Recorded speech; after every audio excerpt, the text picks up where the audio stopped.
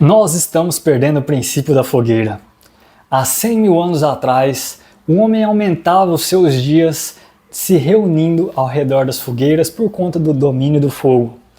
Ao redor das fogueiras, então, eram discutidas estratégias de batalha, contavam histórias do que acontecia ao longo do dia. Isso desenvolveu nossa linguagem e o nosso cérebro. Esses momentos ao redor da fogueira eram reuniões da família em que os filhos aprendiam com os pais, os novos aprendiam com os mais velhos. E isso está se perdendo. Hoje nós não temos o costume de sentar ao redor da nossa fogueira, que é a mesa de jantar, a mesa do almoço. Nós não temos nosso tempo disponível para nossos filhos, para a nossa família. Cada um fica ao redor da sua fogueira individual, que é o seu celular, a televisão.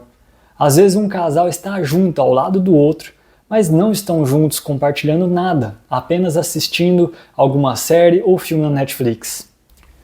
É muito importante para nossos descendentes, nossos filhos, que recebam nossas heranças, que são exemplo e atitudes.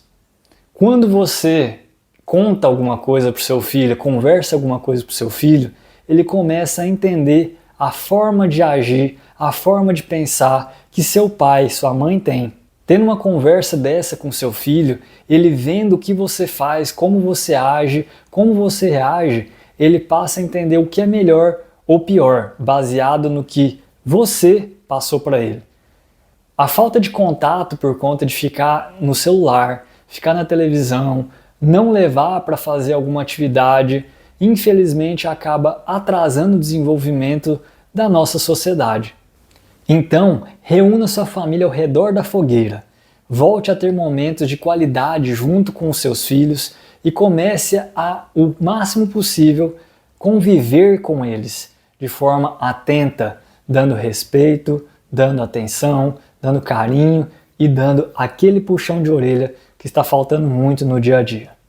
Continue assistindo esse vídeo de um combate que foi filmado pelo Luiz Miguel. Se inscreva no canal e muito obrigado por assistir. Bora pro rola!